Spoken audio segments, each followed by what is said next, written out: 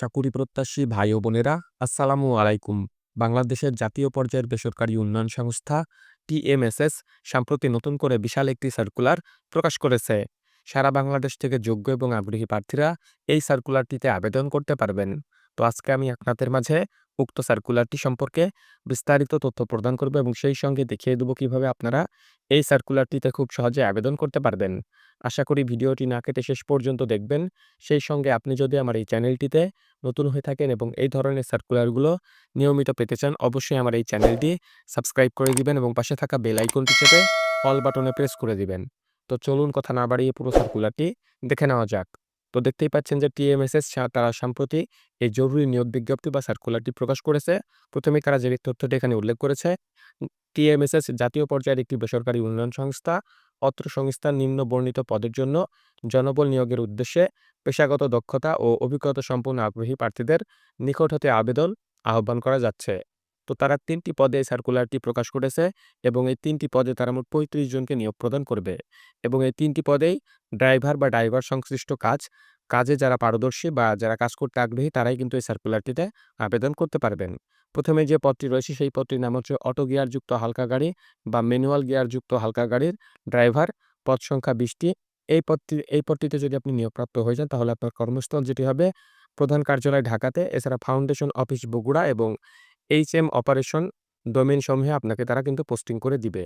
তো এই পদটিতে আবেদন করতে হলে অবশ্যই আবেদনকারীর শিক্ষাগত যোগ্যতা কমপক্ষে ৮ম শ্রেণী পাস হতে হবে এবং অভিজ্ঞতা ও অন্যান্য সুযোগ সুবিধা যেগুলো রয়েছে, যে অটো গিয়ারযুক্ত হালকা গাড়ি অথবা ম্যানুয়াল গিয়ারযুক্ত হালকা গাড়ি চালানোয় কমপক্ষে ৫ বছরের বাস্তব অভিজ্ঞতা থাকতে হবে। তাহলে আপনি এই সার্কুলারটিতে বা এই পদটিতে আবেদন করতে পারবেন।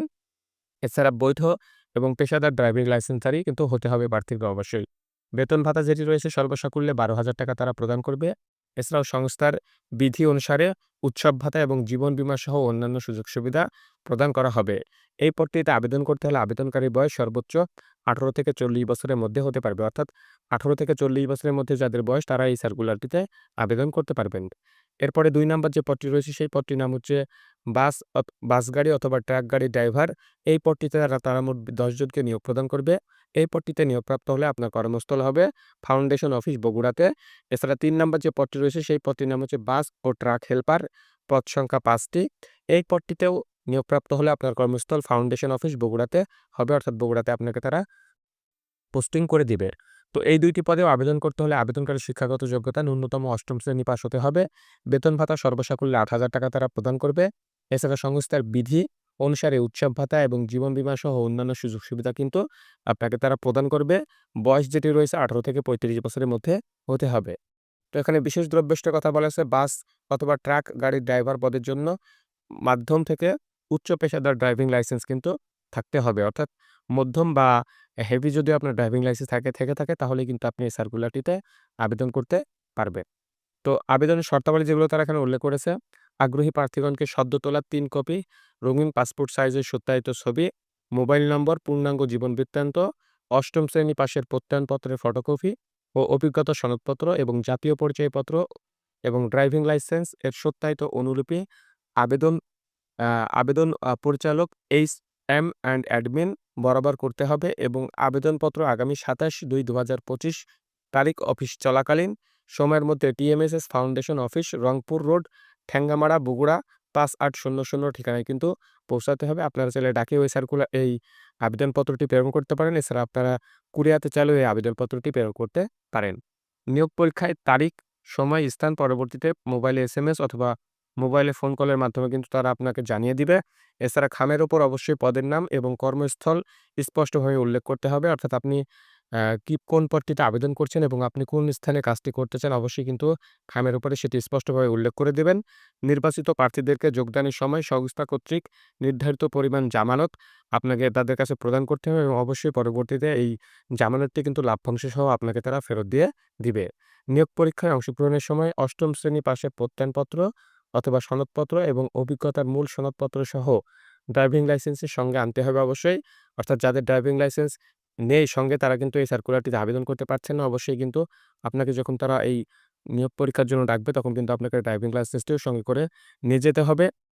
ইতিপূর্বে যারা টিএমএসএস এর চাকরি হতে অব্যাহতি দিয়েছেন, আবেদন করার ক্ষেত্রে তাদেরকে টিএমএসএস এর কর্ম অভিজ্ঞতা অবশ্যই উল্লেখ করতে হবে।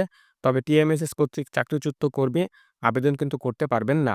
অবশ্যই বিষয়টি মাথায় রাখবেন, যারা ইতিপূর্বে চাকরিচ্যুত হয়েছেন প্রতিষ্ঠানটি থেকে, তারা কিন্তু এই সার্কুলারটিতে আবেদন করতে পারবেন না। নিয়োগ পরীক্ষায় অংশগ্রহণের জন্য কোনো প্রকার কিন্তু টিআইডিএ প্রতিষ্ঠানের পক্ষ থেকে আপনাকে তারা প্রদান করবে না। এছাড়া কর্তৃপক্ষ কোনো কারণ বা ব্যাখ্যা ছাড়াই আবেদন প্রক্রিয়া বাতিল করার অধিকার সংরক্ষণ রাখে। তো এই সার্কুলারটি বাংলাদেশের জনপ্রিয় পত্রিকা দৈনিক করতোয়াতে আজকে প্রকাশিত হয়েছে। আপনারা যারা ড্রাইভার পদে চাকরি করতে চান বা চাকরি করতে আগ্রহী, তারা অবশ্যই চাইলে এই সার্কুলারটিতে আবেদন করতে পারেন।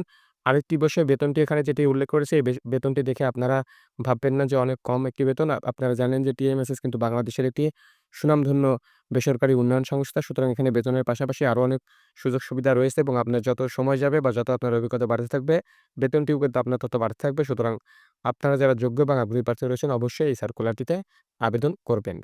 এই সার্কুলারটির লিঙ্ক আমি আমার ডেসক্রিপশন বক্সেও দিয়ে দিব। আপনারা চাইলে সেখান থেকে ওই সার্কুলারটি সংগ্রহ করতে পারেন, বিস্তারিত তথ্য জেনে নিতে পারেন। এছাড়া যারা পত্রিকা থেকে সার্কুলারটি সংগ্রহ করতে চান, তারা অবশ্যই দৈনিক করতোয়া পত্রিকাটি, যে ১৭ই ফেব্রুয়ারি যে দৈনিক করতোয়া পত্রিকাটি রয়েছে, সেই পত্রিকাটি আপনারা সংগ্রহ করতে পারেন। সেখানে আপনারা এই সার্কুলারটি পেয়ে যাবেন এবং সেখান থেকে বিস্তারিত তথ্য জেনে আপনারা এই সার্কুলারটিতে যে সিস্টেম ওয়াইজ আছে, সেই সিস্টেম ওয়াইজ আবেদনটি সম্পূর্ণ করে ফেলতে পারেন। তো আপনাদের সবার জন্য শুভকামনা রইল। আজকের এই ভিডিওটি এ পর্যন্তই। সবাই ভালো থাকবেন। আল্লাহ হাফেজ।